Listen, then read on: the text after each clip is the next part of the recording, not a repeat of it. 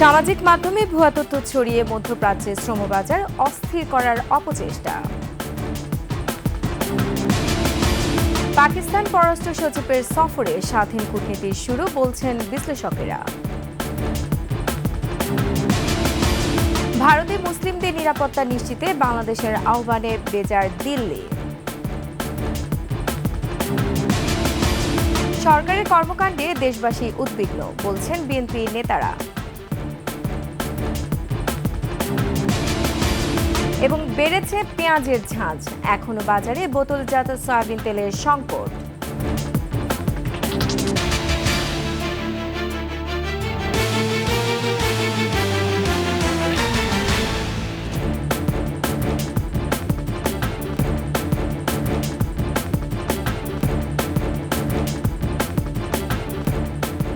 শুনছিলেন সংবাদ শিরোনাম। আমন্ত্রণ সন্ধ্যার 21 সংবাদে, সাথে আছেন রোমান আমিন। দর্শক, 21 টেলিভিশনের সংবাদ একই সাথে সরাসরি দেখতে পাবেন আমাদের ফেসবুক পেজ www.facebook.com/2124 অনলাইনে। এছাড়া সাবস্ক্রাইব করতে পারেন www.youtube.com/@21 চ্যানেলে। এছাড়া সংবাদে আরও থাকছে: চাপাতি ঠেকিয়ে তরুণীর চেইন ও ব্যাগ ছিনতাইয়ের ঘটনায় গ্রেফতার দুজনকে খুঁজছে পুলিশ।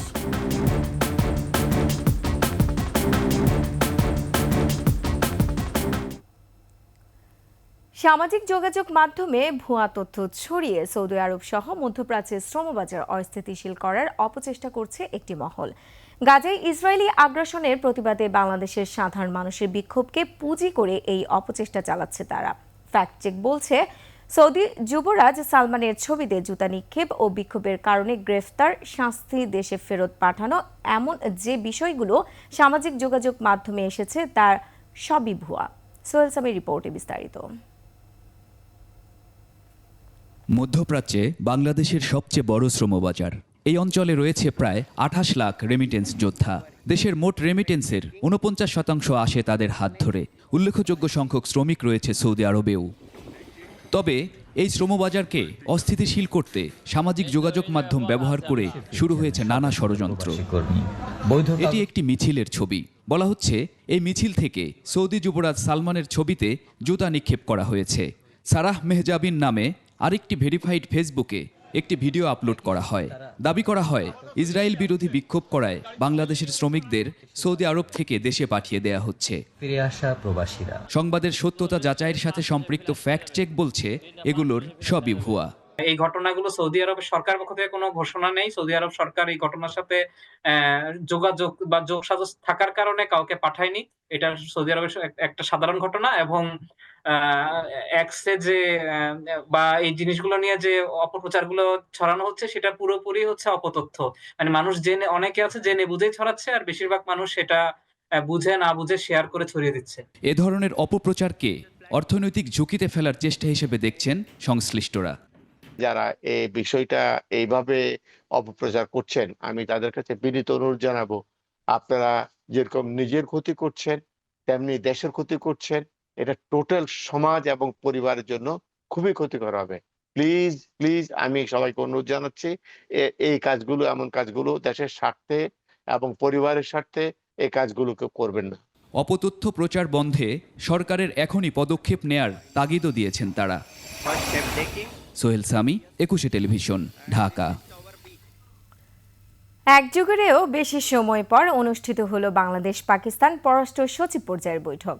দীর্ঘদিন পর হওয়া এই বৈঠক দ্বিপক্ষীয় সম্পর্কের অগ্রগতিতে ইতিবাচক ভূমিকা রাখবে বলে মনে করছেন বিশ্লেষকরা।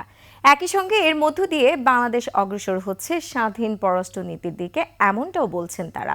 বিস্তারিত নাহিদ রিয়াজের নিমির রিপোর্টে। বাংলাদেশ পাকিস্তান পররাষ্ট্র সচিব পর্যায়ে যে আনুষ্ঠানিক বৈঠক হয়ে গেল, সেটি নিয়মিত হওয়ার কথা থাকলেও এবার হলো প্রায় 15 বছর পর। গেল বছর 5 আগস্ট আওয়ামী লীগ সরকার ক্ষমতাচ্যুত হওয়ার পর বাংলাদেশ পাকিস্তান কূটনৈতিক সম্পর্ক নতুন করে এগিয়ে নেয়ার চেষ্টা দৃশ্যমান হতে থাকে। তারই ধারাবাহিকতায় 16 এপ্রিল ঢাকায় আসেন পাকিস্তানের পররাষ্ট্র সচিব আমনা বালুচ। আনুষ্ঠানিক বৈঠক করেন বাংলাদেশের পররাষ্ট্র সচিব জসিমউদ্দিনের সাথে। এছাড়া আলাদা বৈঠক হয় পররাষ্ট্র উপদেষ্টা ও প্রধান উপদেষ্টার সাথে। নতুন পথ চলার প্রথম আনুষ্ঠানিক এই আলাপে দুই দেশের অমীমাংসিত ঐতিহাসিক বিষয় যেমন আলোচিত হয়েছে, তেমনি এসেছে সম্পর্ক জোরদারের প্রসঙ্গ। বিশ্লেষকরা মনে করছেন, নিঃসন্দেহে এই বৈঠক দুই দেশের জন্যই ইতিবাচক হবে। যখনই পাকিস্তানের সাথে সম্পর্কের কথা আসে, তখনই আমাদের ৭১-এর কথা স্বাভাবিকভাবেই সামনে চলে আসে, এবং সেটার একটা না টানলে, কনক্লুশন না টানলে সম্পর্ককে এগিয়ে নিয়ে যাওয়া যাবে না। সেই কথাটি কিন্তু বাংলাদেশের পররাষ্ট্র সচিব এবং বাংলাদেশের অন্যান্য যারা তার সাথে দেখা করেছে তাদের কথা থেকে সেই কথাটি বারবার সামনে চলে এসছে। পাকিস্তান, চায়না বা আর যা যা দেশ আছে তাদের সাথে সম্পর্ক করব, প্রোভাইডেড আমরা ভারতের সিকিউরিটি কোনো কনসার্ন তৈরি করব না। ভারতের একনায়কতান্ত্রিক বলয় থেকে বেরিয়ে পাকিস্তানের সাথে কূটনৈতিক সম্পর্ক স্থাপনের মধ্য দিয়ে বাংলাদেশ ধাবিত হচ্ছে স্বাধীন পররাষ্ট্রনীতির দিকে, এমনটাও বলছেন বিশ্লেষকরা। বাংলাদেশ কি ভারতের বলয় থেকে বেরিয়ে এসেছে? আমি বলবো অনেকটাই বেরিয়ে এসেছে।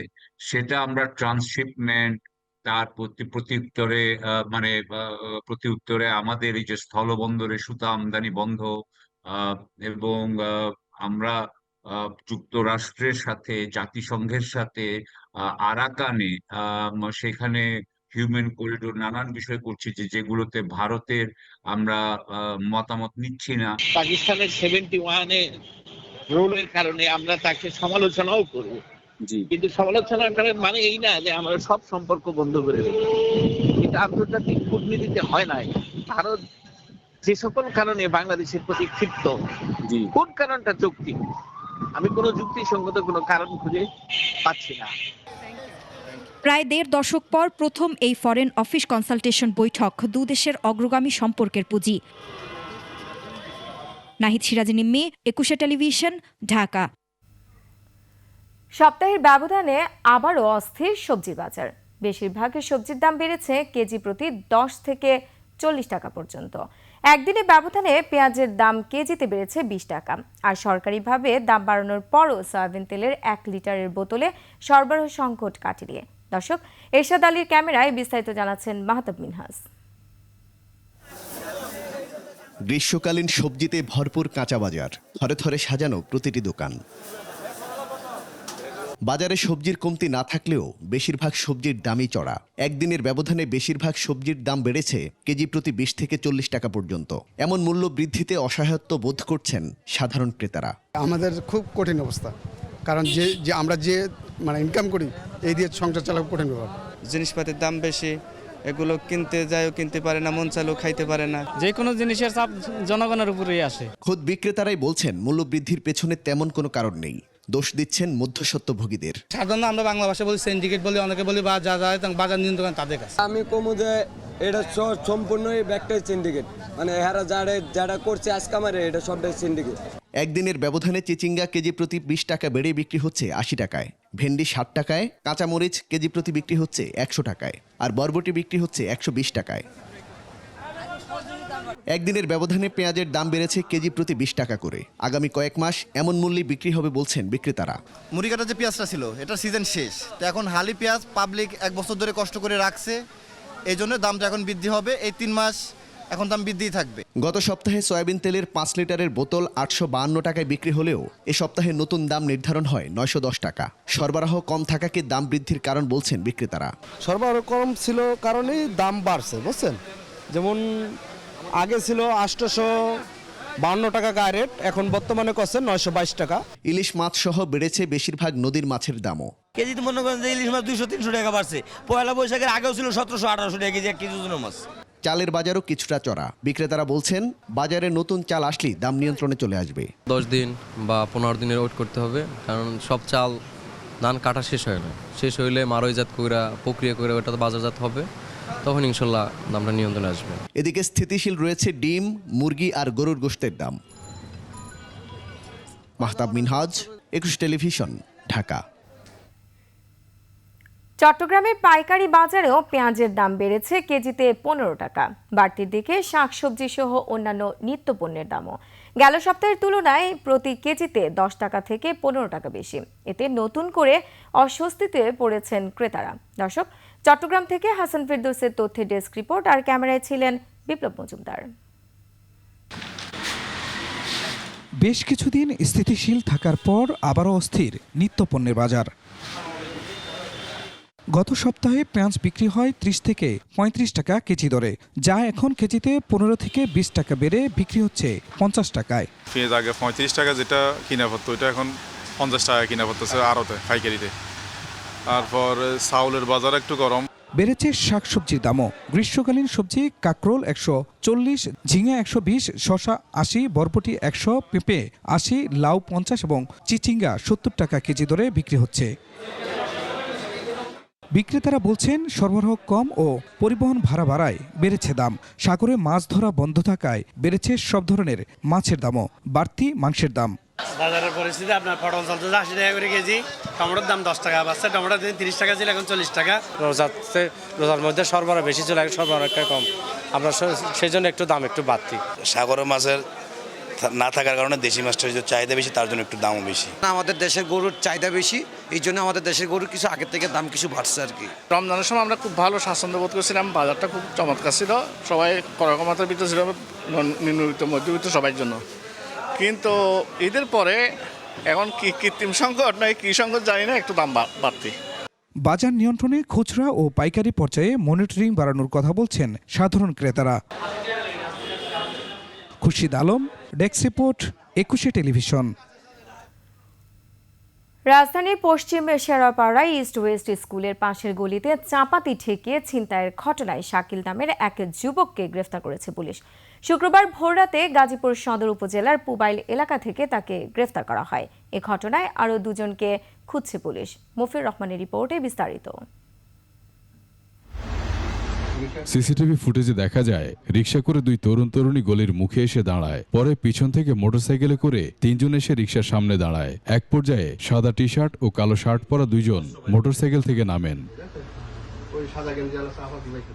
মুহূর্তেই কিছু বুঝে ওঠার আগেই কোমর থেকে ছিনতাইকারীরা ধারালো চাপাতি বের করে ভয়ভীতি দেখিয়ে তরুণীর কাছ থেকে ভ্যানিটি ব্যাগ ছিনিয়ে নেন সাদা টি শার্ট পরিহিত লোক।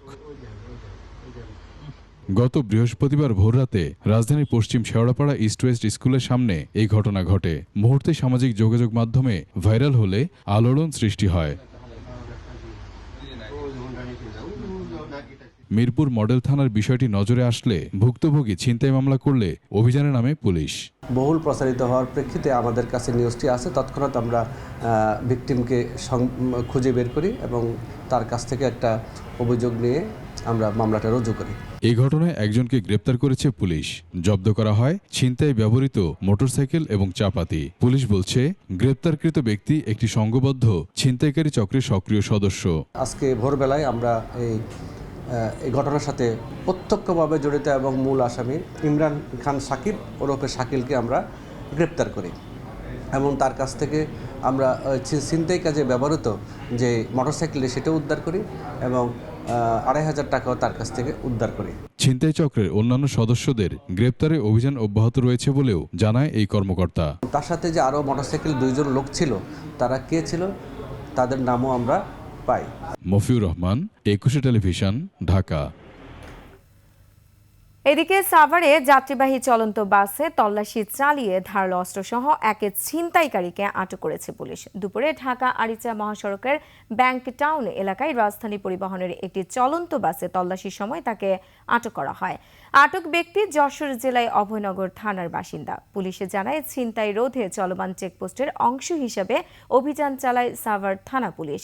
এ সময় বাসে তল্লাশির সময় ওই ব্যক্তিকে আটক করা হয়। এর আগে গতকাল রাতে একই জায়গায় মৌমিতা পরিবহনে তল্লাশি চালিয়ে দেশীয় অস্ত্রসহ ৩ ছিনতাইকারীকে আটক করে পুলিশ।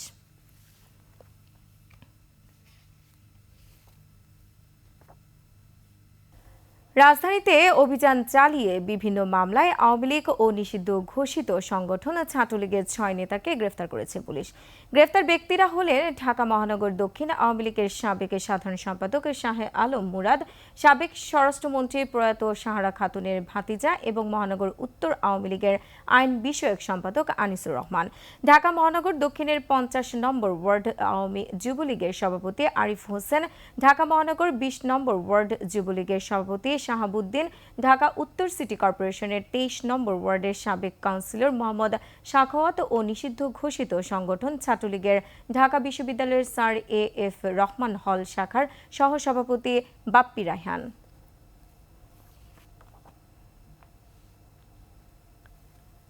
গাজায় গণহত্যা ও ভারতে বিতর্কিত ওয়াকফ বিল পাশের প্রতিবাদে জাতীয় মসজিদ বায়তুল মোকাররমের সামনে বিক্ষোভ করেছে জমিয়তে উলামায়ে ইসলাম বাংলাদেশ। শুক্রবার জুমার নামাজের পর বিক্ষোভ সমাবেশ ও গণমিছিল করেন তারা। এ সময় নানা স্লোগানে বিশ্বে মুসলিমদের অধিকার খর্বের প্রতিবাদে জানান জমিয়তে উলামায়ে ইসলামের নেতারা। গাজাবাসীর প্রতি সমর্থন জানিয়ে মুসলিম দেশগুলোকে এক হওয়ার আহ্বান জানান তারা। সমাবেশ শেষে বায়তুল মোকাররমের উত্তর গেট থেকে কাকরাইল মোড় পর্যন্ত মিছিল করেন তারা।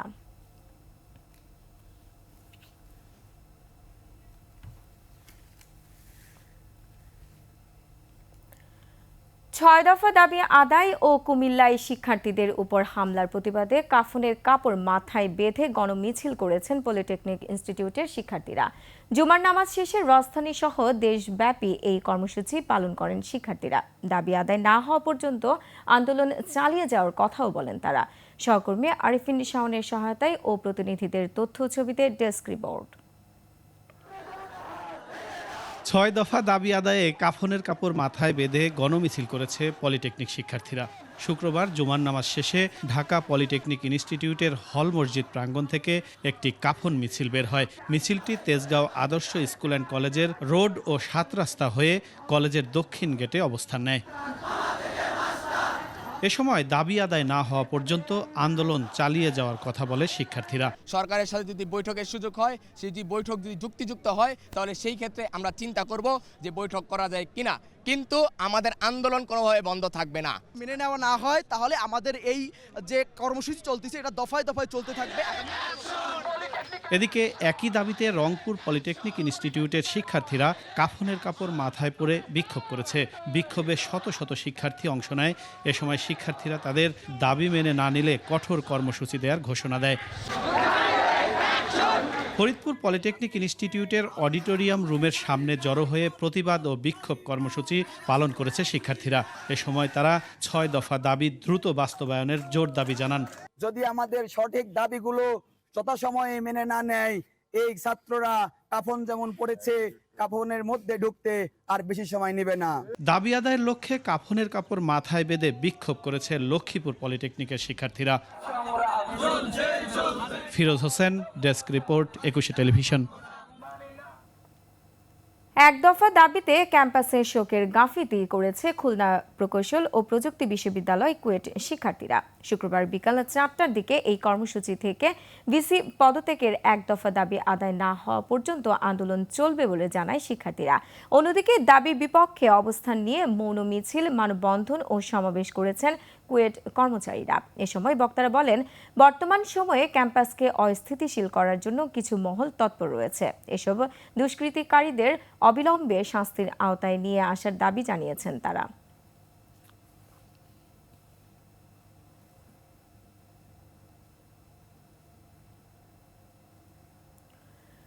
চট্টগ্রামে ছাত্রদলের হামলার প্রতিবাদে বিক্ষোভ মিছিল করেছেন বৈষম্য বিরোধী ছাত্র আন্দোলনের শিক্ষার্থীরা। বিকেলে বন্দরনগরীর প্রেস ক্লাব থেকে মিছিল বের করেন শিক্ষার্থীরা।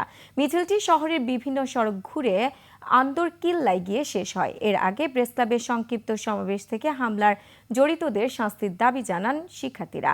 বৃহস্পতিবার নগরীর মোস্তফা হাকিম ডিগ্রি কলেজের এক শিক্ষিকাকে কেন্দ্র করে ছাত্রদল ও বৈষম্য বিরোধীদের মধ্যে সংঘর্ষ হয়। আহত হন ৫ থেকে ৬ জন শিক্ষার্থী। পরে দুই পক্ষ আকবর শাহ থানায় অবস্থান নিলে উত্তেজনা সৃষ্টি হয়।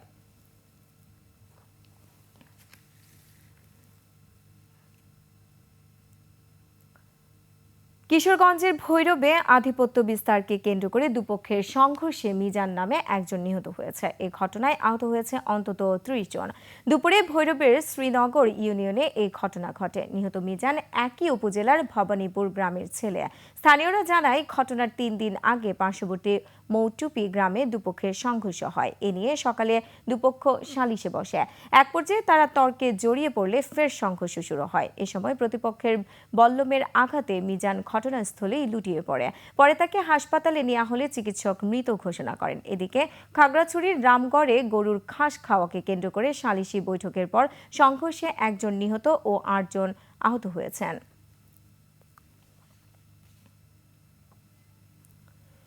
মানব সেবার আড়ালে এলাকায় মূর্তিমান এক আতঙ্ক হয়ে উঠেছিলেন সিরাজগঞ্জ ৩ আসনের আওয়ামী লীগের সাবেক এমপি ডাক্তার আব্দুল আজিজ। নিজস্ব লাঠিয়াল বাহিনী দিয়ে নিয়ন্ত্রণ করতেন পুরো এলাকা। বিরোধী দল মত দমনে চালাতেন অত্যাচার, নিপীড়ন।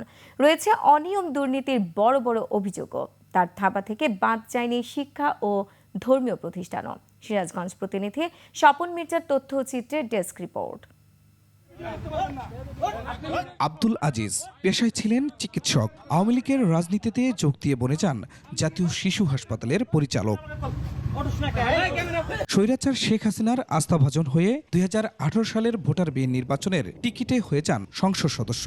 এরপরেই হয়ে ওঠেন সিরাজগঞ্জ 3 সংসদীয় এলাকার একক অধিপতি। নির্বাচনের সময় আব্দুল আজিজের নির্দেশে বিএনপি প্রার্থী সাবেক এমপি আব্দুল মান্নান তালুকদারের গাড়িবহরে হামলা চালানো হয়। সে সময় তার ভয়ে কেউ মুখ খোলার সাহস পেত না। চেষ্টা করলেই চলতো অত্যাচার, নিপীড়ন। এখানে বাড়ি দেয়, হুনে বাড়ি দেয়, হুনে শাবল দেয়, কাটে, দোয়াই দিই, ফাতেমার দোয়াই দিই, আল্লাহর দোয়াই দিই, দিয়ে দেবে বেটে বেটে হরা দিই। আমার বোনের জামাই পারে, তোমার বোনের তো আস্থাই থাকলেন না, খালি ভাগ্য ভালো যে আসিল নেই। আজিত এমপি হাতে থেকে তো এইগুলি করাইছে। আজিত এমপি হলো মেন, আজিত এমপি সাহেবের অর্ডারই হলো এগুলা করছে স্থানীয় আওয়ামী লীগেরা। প্রত্যেকটা জায়গাতেই এই আজিত এমপি ছাত্রলীগ, যুবলীগ ব্যবহার করছে। আমাদের রায়গঞ্জ তারাশে কোনো মানুষ ঘরে থাকতে পারেনি, কোনো সাধারণ মানুষ শান্তিতে থাকতে পারেনি। টাকার নেশায় পড়ে যান ভোটারবিহীন এমপি আব্দুল আজিজ। নিয়োগ বাণিজ্য সহ প্রকল্প বাস্তবায়নের নামে হাতিয়ে নেন কোটি কোটি টাকা। এমপির সাথে আজিত, হ্যাঁ এমপি, সবার সাথে যোগাযোগ করে ইন্টারভিউ দিলাম, দেওয়ার পরে ওই যে ইয়া করে নিয়ে নিলাম। ওই যে ওখানে আমরা হলো ওই যে একটা ঈদ গেটে দিছে, আমি উদ্বোধন করলাম, এখানে একটা মাদ্রাসা দিব, মাদ্রাসা ঘর দিব। আব্দুল আজিজ সাহেব এই ঘর দরকার হয়ে চলে গেছে, খবর নাই। করার কথা ছিল, টাকা পয়সা দিছিল কি না দিছিল এমপি সাহেব মনে ভেঙেছিল, খাওয়া লাইছে। আমরা ঈদগাহ মাঠে নামাজ পড়ে পারি নাই। গণ অভ্যুত্থানে ফ্যাসিস্ট আওয়ামী লীগ সরকারের পতনের পর পালিয়েছিলেন প্রভাবশালী এই নেতা। গত 3 ফেব্রুয়ারি পুলিশ হত্যা চেষ্টা ও বিস্ফোরক মামলায় গ্রেপ্তার হন তিনি। 3 মাস কারাভোগের পর জামিনে মুক্তি পেলে বিক্ষুব্ধ জনতা তাকে গণধোলাই দিয়ে আবার পুলিশে দেয়। আওয়ামী লীগের দোষর যারা ছিল, স্বৈরাচার সরকারে যারা ভোট চোর সরকার হিসাবে অবৈধ ভোট নিয়ে রাতের ভোট করে যারা এমপি হয়েছিল, সেই এমপিদেরকে সুনির্দিষ্ট শাস্তি দেওয়া। তবে তার অবৈধ সম্পদ জব্দ সহ সব অপকর্মের দৃষ্টান্তমূলক শাস্তি চান সিরাজগঞ্জবাসী। Khurshid Alam, desk report, 21 television. Patuakhali কুয়াকাটায় রাখাইন সম্প্রদায়ের ইতিহাস, ঐতিহ্য, সংস্কৃতি ধরে রাখতে 3 দিনের জলকেলি উৎসব শুরু হয়েছে। বিকাল 3টার দিকে কুয়াকাটার রাখাইন মহিলা মার্কেট মাঠে উৎসবটি শুরু হয়। কুয়াকাটার উপকূলীয় অঞ্চলে বিভিন্ন রাখাইন পল্লীর তরুণ তরুণী, বয়োবৃদ্ধরা জলকেলিতে মেতে ওঠেন। স্থানীয় রাখাইন নেতা এবং তালুকদারের সভাপতিত্বে উৎসবের উদ্বোধনী অনুষ্ঠানে প্রধান অতিথি ছিলেন কলাপাড়া উপজেলা নির্বাহী কর্মকর্তা রবিউল ইসলাম। আয়োজকরা জানান 20 এপ্রিল জলকেলি উৎসবের আনুষ্ঠানিকতা শেষ হবে।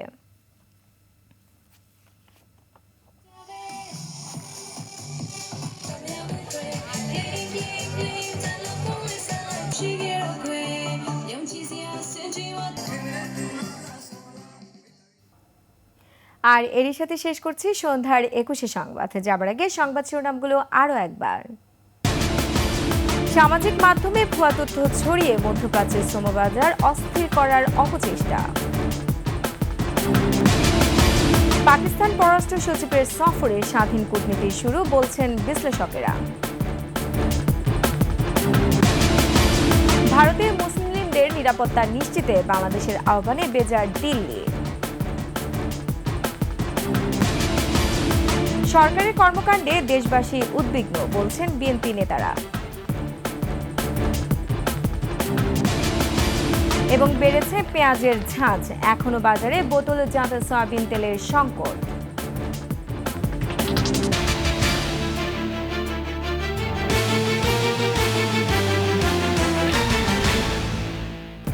দর্শক, সর্বশেষ সংবাদ জানতে ডায়াল করুন 2021 নম্বরে, আর ভিজিট করুন 21-tv.com এই ওয়েবসাইটে। ফেসবুকে ভিজিট করতে পারেন www.facebook.com/2124 অনলাইনে। এছাড়া সাবস্ক্রাইব করতে পারেন www.youtube.com/@21etv চ্যানেলে। এতক্ষণ সঙ্গে থাকার জন্য ধন্যবাদ। পরবর্তী সংবাদ রাত 9টায় দেখার আমন্ত্রণ রইল। 21-এর সাথেই থাকুন।